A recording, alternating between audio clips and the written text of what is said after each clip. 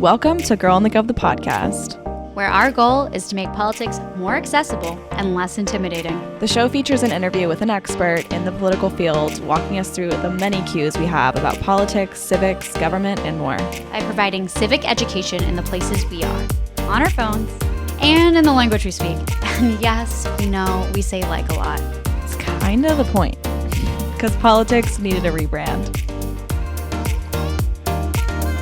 Welcome back to Girl in the Gov, the podcast. Reporting to you live in my trusty green crew neck that I actually feel like, Sam, I don't think I've been wearing in front of you for a very long time, right? No, literally, until you just said that, I totally forgot about our green crew neck situation. You guys, there literally was this point in time where Maddie and I would show up to every recording and we wouldn't talk in advance. What are you wearing? No game plan, anything. And the two of us would be wearing matching green sweatshirts, and not from the same brand, same store, same location, whatever it is, but we would just always be showing up in this green. And to think that our branding is pink is actually hilarious, which to that point we may do a green sweatshirt, so stay tuned. But literally, I don't know, we're green girlies. I'm wearing green. I love green. Are you Irish at all? I think I have some Irish in me, but nothing notable. But I'm just thinking with St. Patty's, you know what I mean? We're giving St. Patty's today for sure. So are. Also, I literally am Rudolph right now because I got. You just look tan to me. I got somewhere. I just feel fried. But Rudolph, green crew neck. Honestly, it's more giving Christmas because Maddie also has red nails. Yeah, I'm giving Christmas over here. Yeah, red nails, red nose, green sweatshirt. Yeah. That's all she wrote. You're giving spring, though. You have a lighter green. You have the pink nails. You're giving Easter. Honestly, we're such good Christian girlies. Literally, no. I always feel like such a bad Jew when I say this.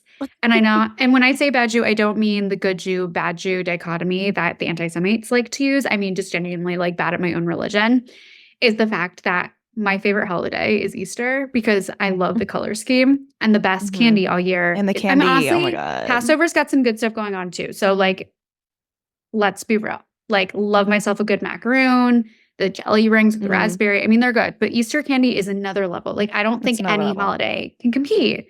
And the color scheme, again, I love my pastels. So. Yeah. And we just love spring. Happy spring solstice. Oh, yeah. That's today. Yeah. Also, literally, I was sitting in the sun. Amazingly, I didn't get burnt. But this was a few days ago. And it was one of these super springy, warm days. I felt like a fucking electric vehicle. I felt like a Tesla. I felt like I literally had plugged myself in. I was at this public park museum type thing where they usually have this water feature that's super gorgeous in the summer, but obviously it doesn't water now. And I was literally just laying there on the pavement. I was everyone was staring at me being oh, how's the sun? And I was it's great. I'm charging. Please do not unplug me. What was that? That movie from Disney Channel when we were kids. I think it was Smart Home. Yes, Smart House. Was that literally what it was called? Okay. Mm-hmm. That's how I felt. I was I'm her. I am glitching until I get plugged in. I really. Yeah, no. There's been some really, really lovely days of sun and warmth, and they just give me so much life. I love the spring. I really do. I mean, I'm a summer girly, but I can respect that. Well, the spring, it's just it gears you up for summer, and it's oh my God, summer is almost here, which is still an ode to summer and how amazing summer is, That's true. But you know what else was giving me life? As I give my chapstick pointer finger situation, the fact that our girlie, as if we know her, Paige DeSorbo, was at the White House a week after I was there. Absolutely fantastic. Just almost literally doing Jackie O better than Jackie O. Mm-hmm. Literally, I saw her outfit. I was just slay. It's so good.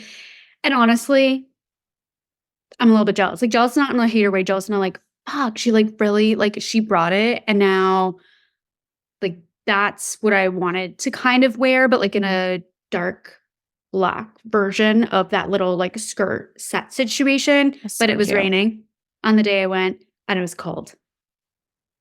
Also, I really love the fact that she went with the mini skirt because it was mini, and that's a bold move when you go to the White House. I think you always people always you're kind of scared to cross any type of modest dress wear lines, and she said, no, I'm gonna wear the mini skirt and I'm gonna look good doing it. And she did, and she owned it. And I'm just, And you know what she I had loved it there? all.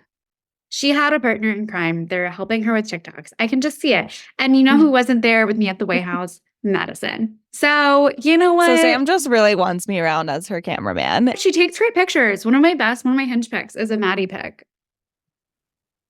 I do take pretty good pictures. You do. I do. You do. Mhm. So Yeah. just as an FYI, if you're ever around Maddie, I need a new pic. I need someone She for knows the the gram. angles. Yeah. 1,000%. For For sure. sure. And look, Maddie's a great time too. I would have loved if you were there with me for entertainment as Wow, well. thank you so You're so welcome. much. That means the world. Well, to hear all about Sam's White House trip, you can listen to our episode last week where it was a solo episode. Sam went to the White House. I couldn't make it. I went to South by for work, South by Southwest.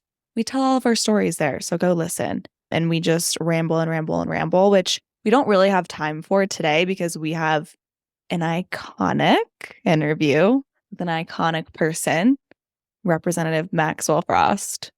And we get into all the things for 2024, honestly. Yeah. And this is also just the beginning of our combos with Max Frost. But yeah, I'm excited for everyone to hear this one. Totally. And here's the thing. And this is a little teaser. We really are getting in the habit of that. Just dangling carrots left and right. It is what it is. Or again, pick your favorite fruit, pick your favorite sweet, whatever it is in the dangling of carrot situation, is we talk about the potential TikTok ban. But it's at the end of the episode. So I hate when that happens. it's what a bummer. What a bummer. You're going to Good have thing to the rest listen to of the the whole interview thing. is also so good because, I mean, it's Maxwell Frost. Just what else is there to say, I was going to say less. So. Oh, exactly. There we go. There we go. So actually, funny side note, I learned that there's 2 spellings of ado, like from without further ado this week. So just Oh, FYI. that's good to know. And they mean different things. So grammar queens, get at it. Do what you're going to do. What's the one that's correct for our usage? The French spelling, the ADIEU spelling. I think that's how the transcription pulls it. I think. Good. I'll double check today. But yeah, that's literally the one thing I would just like to thank my really evil French teacher from high school for grilling into us. Mm-hmm. She was For awful. sure. Just saying. Anyways, not to go negative, Nancy. Let's go positive. Let's go interview a Congress member. How about that? So without further ado, French version, here is Congressman Maxwell Frost.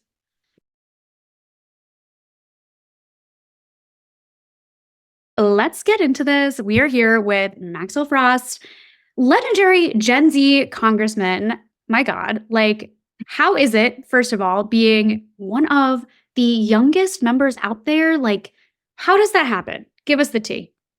Yeah, well, it's so good to be with y'all. I mean, number one, it happened because my community made it happen, right? A lot of times I come up and say, how'd you do it? How'd you do it? And I always say, well, a candidate with no votes is just that, a candidate. And so really, I'm here because my community believed in that. I announced my campaign when I was 24. 24-year-old Afro-Cuban drummer, organizer guy, born and raised here. They believed in him and elected him. So I have to give big props to my community because I'm not sure that my election would be possible in every district across this country. I don't think it would be. So Orlando is a very special place. Central Florida is a very special place. I got involved in politics when I was 15 years old. So I've been involved in this for a little over a decade now and started working full time in politics right out of high school at fresh 18. So I feel like I also, for my age, have a lot of experience that I'm really grateful for and feel privileged to have. And kind of utilize that experience in my relationships to build this campaign. I was asked by some friends to run for Congress. The first thing I said was, hell no. I was like, I'm not doing that. I'm too young. I'm not going to run for Congress. But, sometimes people plant a seed in your mind and you start thinking about it. And it festered with me for months and I decided to do it. And I guess I made the right decision because I'm with you all today. Yeah. No, we're always trying to plant that seed in a lot of people's brains. I think it's important. We love that. I was going to ask too, like, did you ever see yourself running for office? So sometimes it would cross my mind. Like when I was growing up, I did a lot of speech and debate. And I think like, at that time is when Obama was in office. And so I would have a lot of people come up to me, adults, be like, you can be president one day. And I think they were just saying that because they saw me do a speech and Obama and I'm black and I used to have a buzz cut and all this stuff.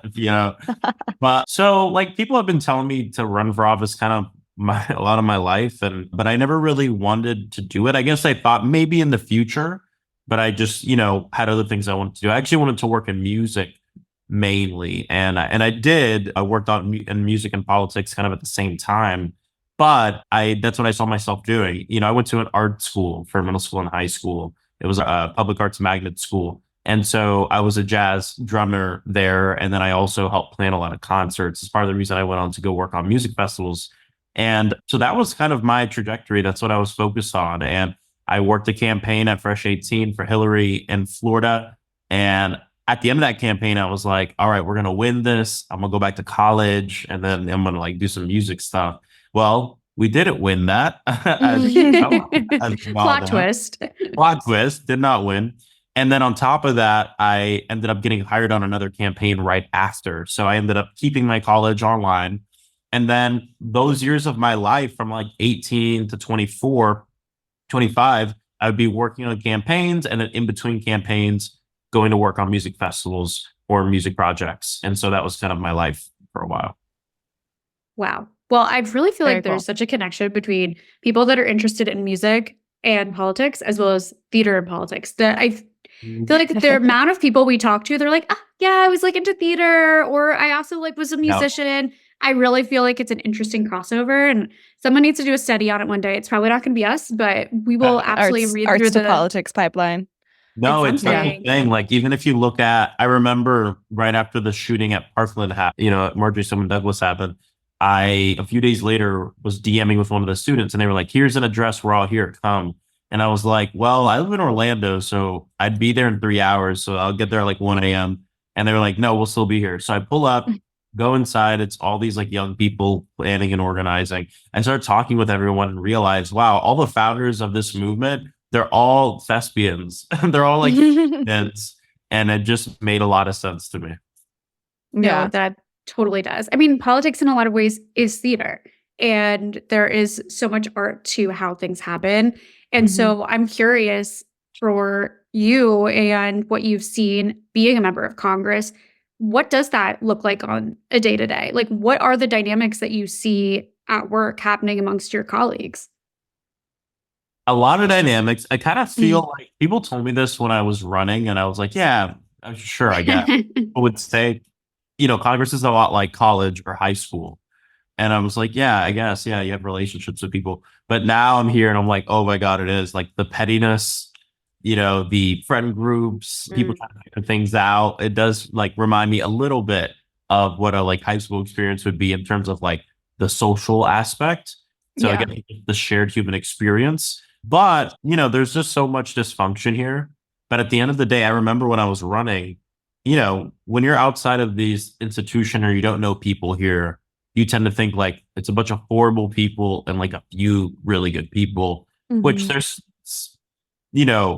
some truth to that. There are some horrible people here, but at the end of the day, it's just like, it's a bunch of, for the most part, just people you might agree or disagree with who said, I want to represent my community.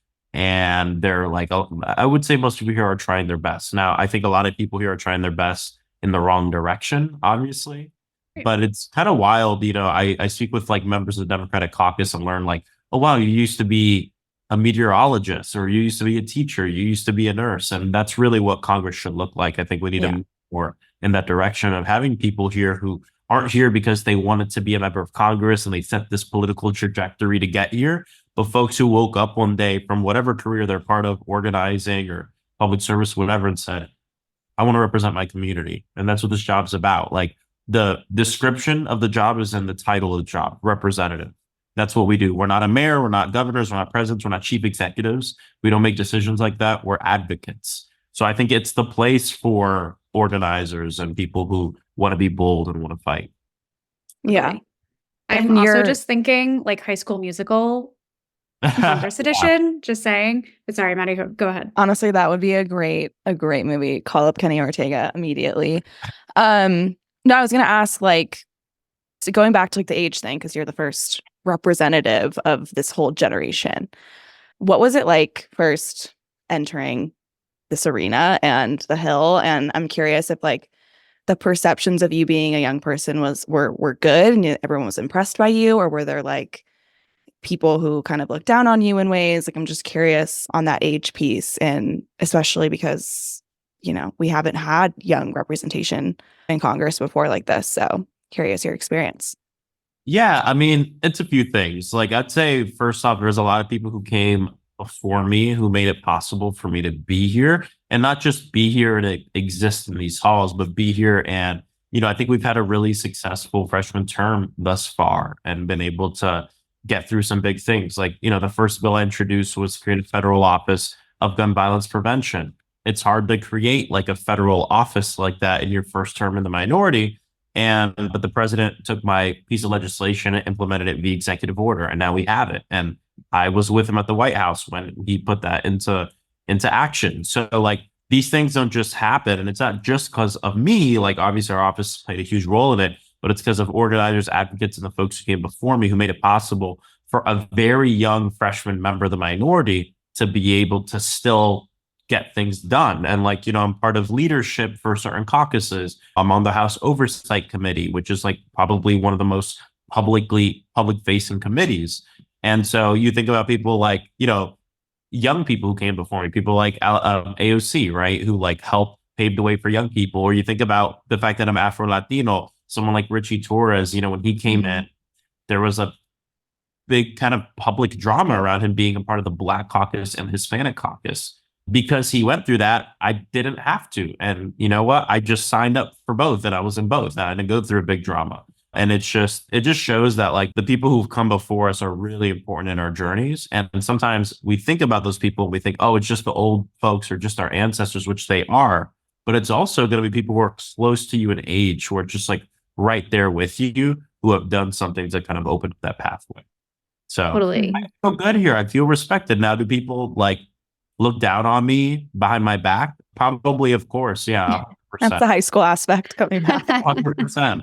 But, part of it is we live in this society now, especially over if you look in the last 6 years, the way people think about young people's role in politics has shifted because of March for Our Lives or Dream Defenders or Black Lives Matter, like these huge movements led by young people. So I would say in our party, it would be distasteful to publicly be like, yeah, we don't need this young person here because they're young. A lot of people would boo that and would say like, that's not in line with our democratic values. And so I think probably some people have some like, kind of bigoted opinions because I'm young, but like the environment pushes them to kind of keep it, in the background. Totally. Yeah, under the surface and all of those things. Well, I want to flip to young people in Florida, which is the state that you're from, obviously Orlando area. What is the vibe on the ground? Obviously, what we've seen in Florida with DeSantis is insanity and has really sort of stirred the pot in so many ways, obviously legislatively, but even in terms of how people are feeling about politics in the state and what they can do or not do. What really, is the young people vibe and reaction on the ground there? Yeah, well, people are very demoralized in our state right now. We are being governed by like a very far right wing movement that, the buck stops with DeSantis in our state, but it really is a movement across the state of local electeds, state representatives, and all these people who want to consolidate power for one person. And that person's using that power to kind of oppress certain groups of people. And so that's kind of what's going on right now. We see it with the Don't Say Gay law, right? We see it with book banning in our state, the rollback of gun laws in our state, the attacks on unions in our state, the attacks on the ability for localities to do anything about housing in our state. Like, there's so much going on right now that really has this authoritarian bend. And we've done a lot to try to prevent it.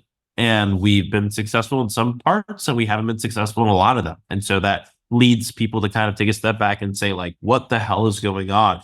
And you've seen this like exodus of immigrants and queer people from the state of Florida to other states because they're scared for their lives. And I always like to tell people, like, we hear people talk about Florida, they talk about culture wars, which, yes, that's a big part of it, but it's not just a culture war. It's like, there's like real violence going on in our state right now that is encouraged and supported by people like Ron DeSantis. So that's like the context. Right. Despite all of that, there's still, and we're still a state of millions and millions of like poor and working class people who are just like want to live, and we love our state. You know, I love the state of Florida. It's my home. Like, I love Orlando. It's my home. So a lot of young people are demoralized with the state of Florida, but they're fighting back. And we see it in movements across the entire state. We see it in young people running for office. We see a lot of mutual aid going on, direct action, protests, etc. Because everyone has a different way of being involved in this thing that we're doing. And that gives me a lot of hope. We have look at the last two special elections in Florida. Democrats who flipped red seats to blue seats. The biggest city in Florida, Jacksonville, flipped from a red mayor to a blue one, Donna Deegan. In Orlando, Florida, we had a special election just a few months ago. We elected Tom Keene. DeSantis won that seat by like over 12 points just like last year. And this year, Tom Keene won by, I think, like 4 or 5. So it just shows that like we're going in the right direction. The cards are stacked up against us. It's hard as hell. I'm not going to lie. Yeah. But we're still fighting and we're moving forward. And I think we're going to see, hopefully, the youth vote go up in Florida. The youth vote across the country is actually doing good and it's going up. In Florida, it's actually a little different. It hasn't been the best traditionally. And I think a lot of that has to do with the fact that people are demoralized. But hopefully, we can like get out there and get people out to vote and engaged after they vote too. Totally. That's so important. Yeah, I mean, especially after these special election flips and going into this humongous election year, 2024, what are you seeing in terms of energy in the state, be it the presidential, but also just down the ticket of like what kind of you're hopeful about given this momentum that you're feeling in the state? So I'm going to tell you what I think is really possible in our state. And I don't like to lie to people about this stuff because I think, politicians lying for a long time is part of the reason why half of this country doesn't vote. So I'm going to like to be very honest. So what I think is very possible in the short term in our state. So short term means this cycle or a few cycles, right?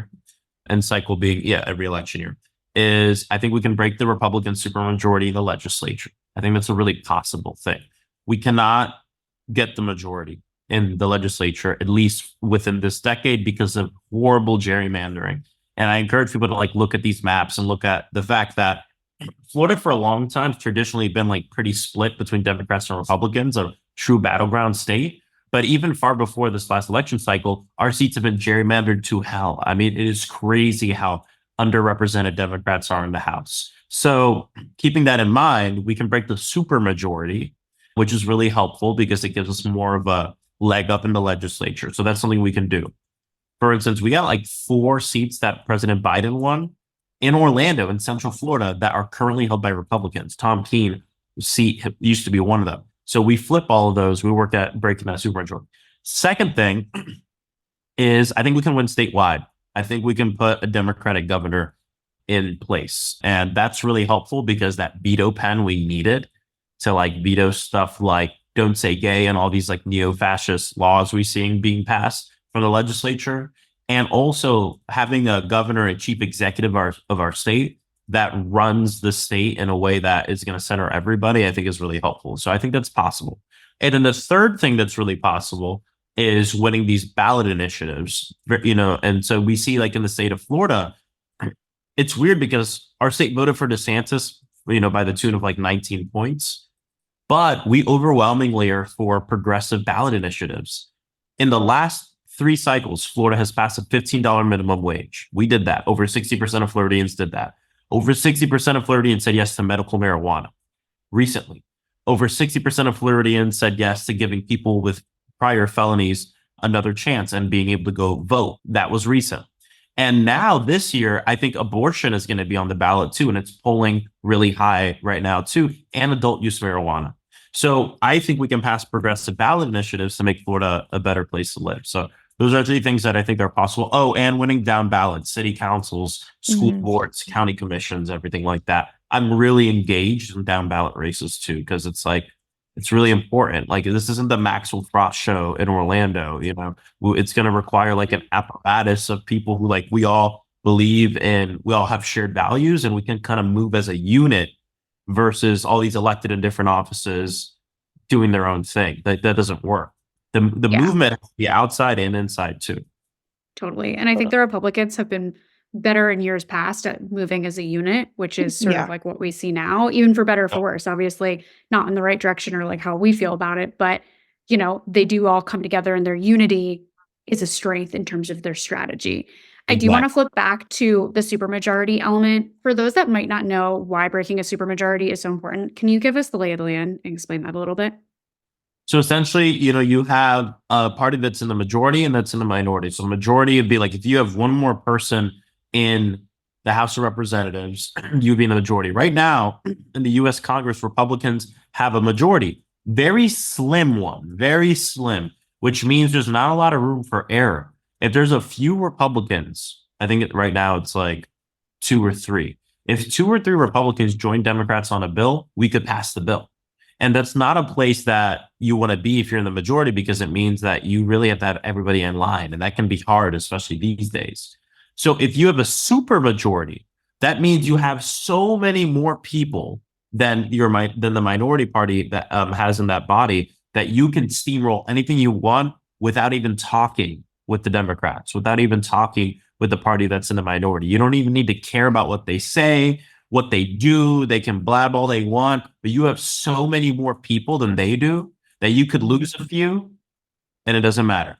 You're getting what you want passed. So that's why it's so important, is it gives us more of a voice, because if the more that majority is slim, the more that our voices are respected and heard and included in the legislating process. But right now in Tallahassee in Florida, Democrats don't have enough of a voice to change the damn temperature of the building, like let alone legislation. And the reason why is because they outnumber us by so much, they don't even need to listen to us. They don't even need to engage with us. And I'm not saying they don't at all. Sometimes they do. But when you break the supermajority, it gives you the ability to do even more. And in our state right now, we need every damn point of leverage we can get. Like, it's Tallahassee's the front lines right now, and our school boards in the state of Florida. Well, when you said you weren't going to lie, I legit was like, oh God, here we go. This is going to be a doomsday reporting. But that all sounds very exciting. And it's exciting. It is exciting. Like, we have a lot of challenges. It's going to take time. That's the other thing. People are like, we're in this mindset, kind of as a society, to be honest, about everything, but especially in politics, that we want to see results now in terms of elections. So you have donors or people who organize, who say, if I get involved in this and we don't win, that means we've failed and we need to move everything and change everything. And sometimes that's true. Sometimes you need to double back and change strategy, but it doesn't mean you change investment or the fact that you were involved in the first place. And so I'm trying to set a standard here, because I don't want people to see us very possibly not win Florida in the way we want to, and then I'll lose all hope in the state. Like, this is going to take some time to get to where we were and then to eventually win. And we're here to do it. God willing, I have, a lot of many extra years on this earth that I will use to fight for my state and what I believe in. There's a lot of people just like me. So I just like this.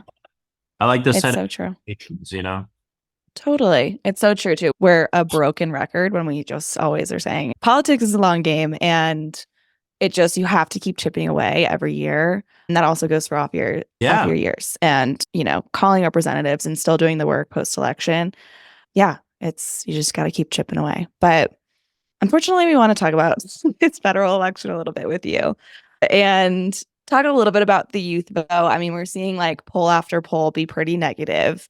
I'm curious to take your pulse on what you're seeing and feeling and thinking. Yeah, we'll start there. Yeah. Well, I'm part of the minority of people who actually I think polls are actually very useful if you understand what they are, right? Like it's not a magic ball that says on November 4th or 6th, whatever election day is this year, this will happen. But what it does tell you is just, a snapshot in time, what would happen if the election were held now, what might happen if the election were held now. And I think that's really important to know, because once you fully understand what a poll is and you don't overblow it or undersell it, it gives you the ability to do better in your campaign. And so, yes, I've seen some very concerning polls as far as the president's reelection efforts concerned. I'm part of the president's National Advisory Committee for his campaign, and have and will be doing a lot more traveling to help make sure that we, keep neo-fascist, right-wing, Christian nationalist Donald Trump out of office this year. And the polls tell us a few things. They've been trending in a better direction, which is good for us. It was very concerning there for a minute, and still concerning, but we're getting in a better place. As far as the youth vote is concerned, obviously it keeps fluctuating in big ways. But what I've seen is that young people are concerned about a lot of different issues going on, both domestically and internationally. And I think it's important that we speak to those issues, but that we meet people where they're at. And I think oftentimes there's a lot going on right now. And, sometimes there's a hesitancy to engage with young people because you're afraid of what they'll say or what they'll do. And what I've always encouraged my colleagues to do, and the campaign too, is like walk into the fire, walk into places where you might be a little uncomfortable and connect with folks. Number one, you're going to have a lot of conversations that might surprise you, that will surprise you, because young people are not a monolith. Not everyone agrees on the same thing. But number two, you gain respect from people when you have the ability to come into a space and debate with them or talk with them about an issue that you care about. And it shows that you care about them. It's not just about inviting young people to your table, but it's about you going to theirs, whether that's a college campus, community college, concerts, wherever young people are at. And I think that's really important. So we're getting close to election day. I'm not going to say we have so much time, but we do have time here to kind of course correct and get to a better place. And, the administration is listening to young people, which I think is really helpful. And we gotta keep in mind what's at stake here. I like to get really personal with people from an organizing perspective to explain this. We talked about my first bill, Federal Office of Gun Violence Prevention. Such a dope office. It's not just like an office, right?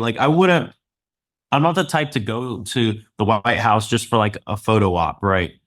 This office is real. And the first thing I asked when they told me about it was, awesome, who's going to run it? They have survivors of gun violence who have been doing this work. Someone like Greg Jackson, who's a good friend of mine. He was the former executive director of Community Justice Action Fund, the only really national gun violence prevention organization that's Black-led and centers the experiences of Black and Brown people. And he's the deputy director of that office. That office helped me get $1.5 million for the city of Orlando's Community Violence Intervention Program. What's community violence intervention? Well, I'm glad you asked. What it is they're programs that put money into the hands of the community, so that way community members can identify who's more likely to be shot and who's more likely to shoot someone. And they literally intervene, creating relationships with shooters, with gang members, with people who a lot of times, are part of a lot of the violence in our communities, and they work at breaking the cycle of violence. In my city of Orlando, since this program has started, we've seen gun violence go down. And so we want to continue to fund those programs. When I was on the streets of Orlando, for the Black Lives Matter protests, where I was tear gas, maced, arrested, I was jailed in my district for nonviolent protests. Part of what I was fighting for was community involvement and control and public safety, right? That's really what we're fighting for, invest in our communities. President Biden's done that with the Office of Gun Violence Prevention. If President Trump were elected, guess what he would do on day one? Get rid of the office. It would just not exist anymore. That money would go away. The resources would go away.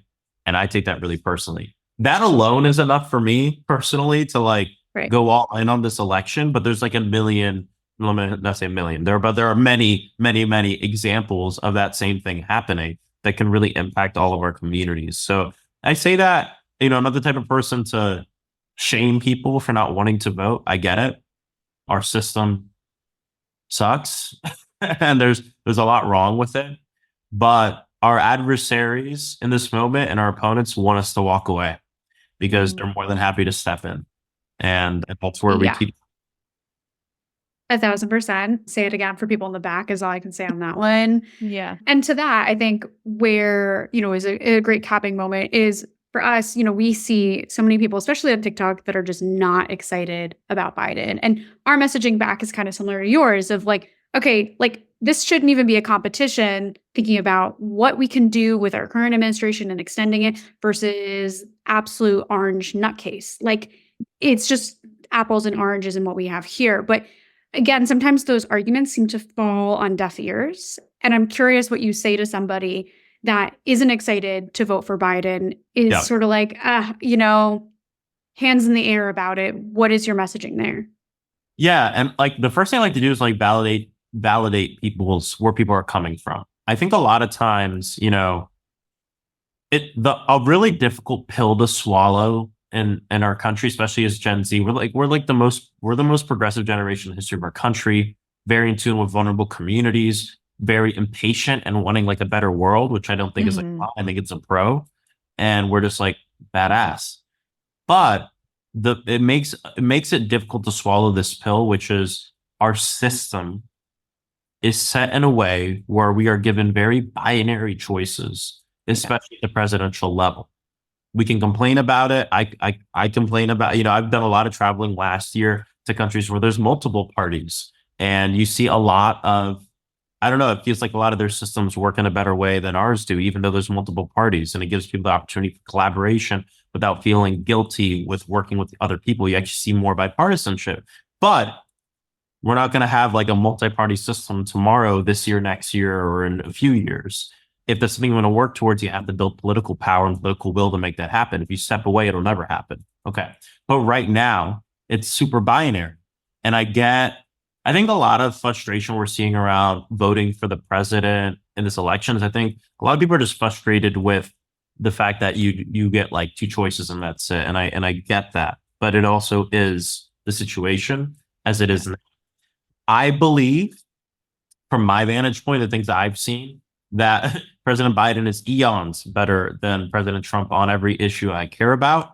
And for me, it's not too much of a lesser of two evils kind of thing, because I've seen like the work save lives in my community, and that's really important to me. But if that's the place where you're at, what I encourage people to do is really think about this think about it like an organizer, right? In the organizing world, you don't often get the opportunity to pick your landscape and your battlefield. And when you do, you really want to be fully involved in it, because that will help determine the wins you get and what you can do. I think about any issue. I mean, there's a lot of things on young people's minds right now, whether it's what's going on in Gaza and in Israel and Gaza, whether it's climate change, whether it's gun violence. Like, think about the fact that we have a president now that your actions, your protests, the work that you do can actually have influence, versus like if you have someone like Donald Trump in office, not only will you not be able to influence what he's doing or saying, but in fact, any protests you do will probably encourage him to go in the opposite direction. And he's saying that he would, ban protesting. And he's literally saying that he doesn't. Yeah. I mean, just the other day, he was kind of hot mic moment saying when Kim Jong-un speaks, his people sit at attention. I want the same thing for my people, for our people. Yeah. I mean, he's a literal authoritarian. He said, so Maya Angelou quote, when people tell you who they are, believe them the first time. He literally said, I'll be a dictator on day one. So these are the two options. And I don't want to like belabor the point, because I think most people understand that these are the options, to be honest. And I think people are just frustrated with the system. But I would just encourage people to think about, especially if you're young, like this is going to be Joe Biden's last election. And for a lot of us, it's going to be your first or your second. And it's going to determine your third, your fourth, your fifth, and whether or not you have third, fourth, and fifth. Right. And so true. We take that, we move forward with it. It's okay to not be super excited about a candidate. I've worked for a lot of candidates I wasn't super excited about. But think about it as an organizer. Like, how do we get the world we want? Someone like Donald Trump will bring us back very far. Yeah.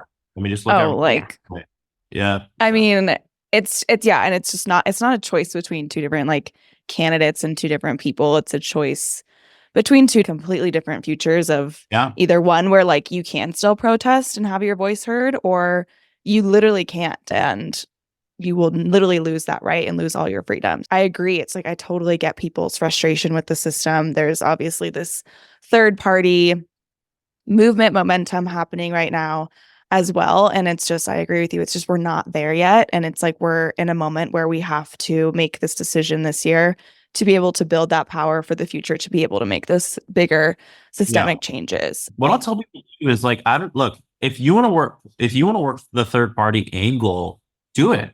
Just know though, that there are huge implications and vulnerabilities and risks that comes with doing that at the presidential level. And it's also not how third parties are created. If you just look in the history of how parties are created in other countries, in Latin American countries, like if you don't feel represented by either party, build a third party, but you must start at the local level. That's how you build like some sort of third party. Do not, try to do it at the presidential level, because not only are you gonna not be successful in the current system we have, but you could really have an impact that could mess us up and like elect a Donald Trump or something like that. And I think it's important to know that. I think a lot of times there's a lot of like, people would say they're accelerationists, where they just want to everything like the next moment, and they'll do it by any means necessary.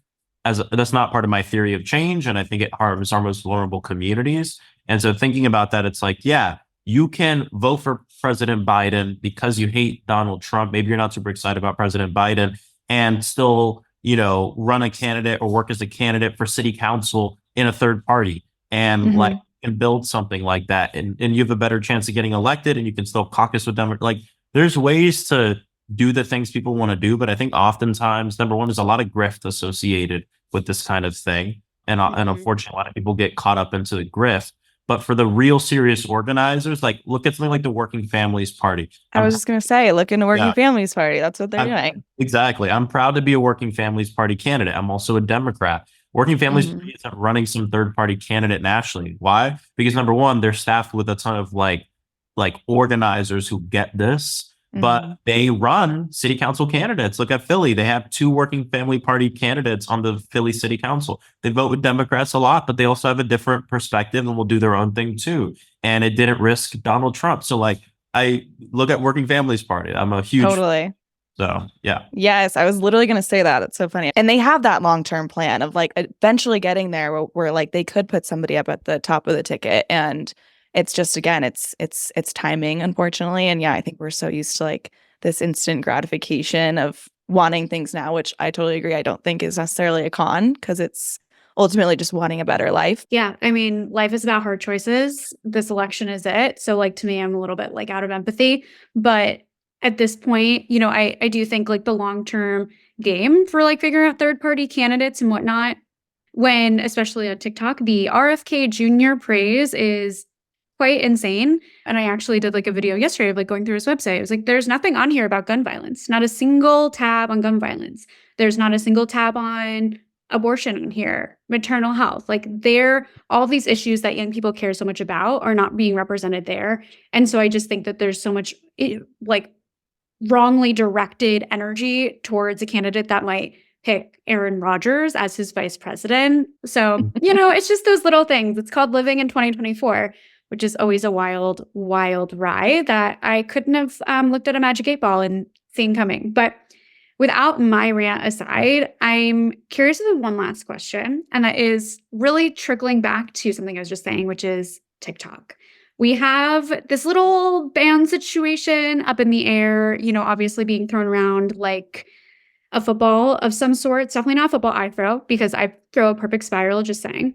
But I'm curious, like, what the lay of the land is actually for you guys, what you see happening in the Senate with this TikTok ban, all the things. Yeah, so I voted against the TikTok ban and was pretty vocal about it. Let's take a few steps back. Like, number one, this bill comes and, to defend my colleagues a little bit, because I know a lot of people have been getting a lot of hate online for Jeff their Jackson. for their votes on the bill. And what I'll say is this: the foundation of it, at least I don't want to say for everybody, but for a lot of people, comes from like a really good place that I agree with, actually.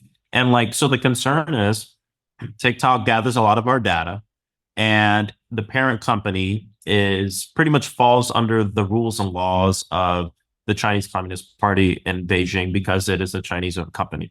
And I think the concern is, the laws in China with this government state, like if they want data on any American, they can direct a company to give it to them, and they have to because they fall under the laws of the CCP. And that is concerning, like 100%. That's very concerning.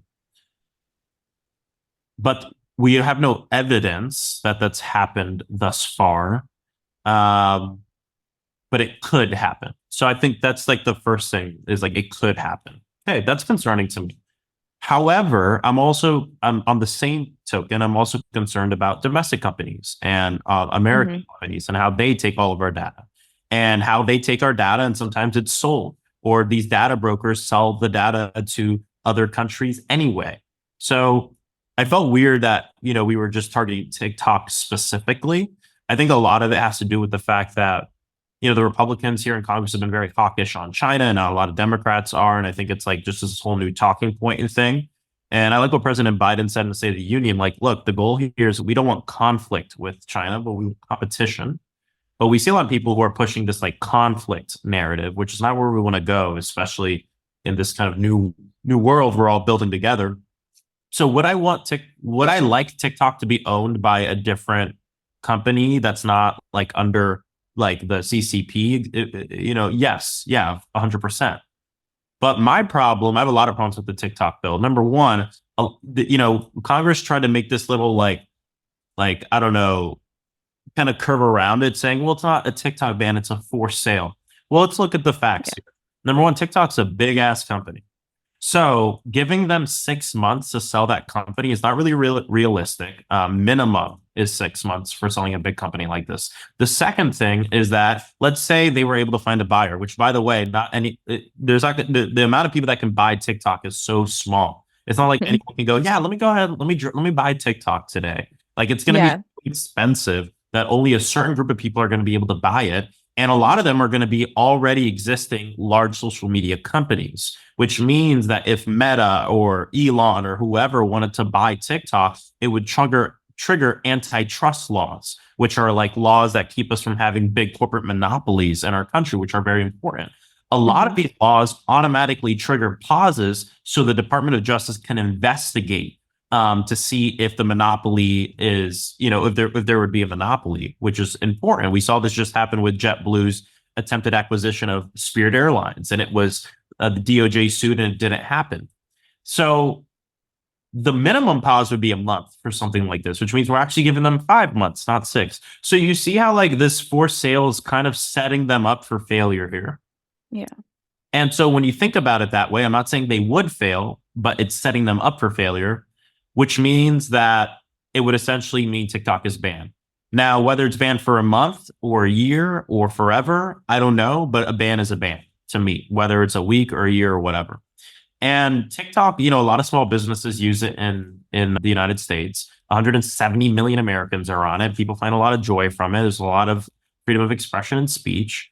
And I just think it's a pretty rash decision to say, do this, or we're going to take this away from 170 million Americans. I think it violates our First Amendment rights, and that doesn't fix the problem that we're seeing with all social media. So I'm like, let's do a bill to fix data privacy for all social media. Let's do a bill to prevent data brokers from selling our data to foreign adversaries, which I'm all down for. And let's do that, and let's fix it for everything. But instead, we're focusing on TikTok and all this shit. And I do think there's Republicans who voted for it, not just because of the data stuff, but because, like ending this war on woke, and TikTok's woke and all this But either way, what's going to happen? It passed the House. It goes to the Senate now. Let's see what happens in the Senate. To be transparent, I was more, optimistic last week or 2 weeks ago that the Senate would reject it. Little less now. There's a lot more senators coming out in favor of it. The president said he would sign it. I, encouraged them not to. I think it's not a good decision. So we'll see. It does look a little, I would put, if I were betting, I'd probably put a little bit more. Let me not use betting as an example, but I would give more of a percent chance to it passing though than I would it failing, unfortunately. But let's see. And then if it does pass, they'll have 6 months to sell the company to an owner that's not, doesn't reside in a foreign adversarial country, which is like Russia, China, Iran, and one more. And if it doesn't, it'll be banned in the United States. Wow. So we'll see. Silly question. We will see. If say it passes and then they have this like 6-month countdown, is the app still available for people? Like, are you still on the app until that 6-month window, or is it? Yeah. Okay. Well, it's fine for that 6 months, but if it doesn't move to a different owner by the end of the 6 months, a few things happen. Number one, it becomes illegal for any app stores to carry it. So it'll be deleted from app stores. But then you think, well, what about all the accounts and all? I've seen a lot of TikTokers say, who's going to come and delete it from my phone? No one's going to delete it from your phone. But what's going to happen is the bill puts a fine on TikTok of $5,000 per user. With 170 million users, that's a ton of money. So what would happen is TikTok would disable your account if you're in the United States. That's most likely what would happen. So you probably still have the app on your phone, but you wouldn't be able to use it. And, if you've ever used like HBO Max or something in an area that doesn't have it, you get a notification that says like not available in this region right now. I don't know if that's how it would work, but something similar could happen. So no one's going to delete the app from your phone, but your account might not be able to use it if it notices you're in the United States. So that's what would happen. I wonder if you go on vacation out of the country, you get a little TikTok fix. Maybe. Interesting. Well, we will see what happens with that. Pretty crazy. Just the kind of journey also this TikTok ban has gone on from kind of Trump starting it and now jumping against it. And it's very interesting. But we will see. Thank you so much for coming on. This is super exciting. We've been so excited to have you on and been wanting to have you on for forever. And so we just appreciate your time and running through all of this with us. Of course. Thank you. So good to meet y'all. Likewise.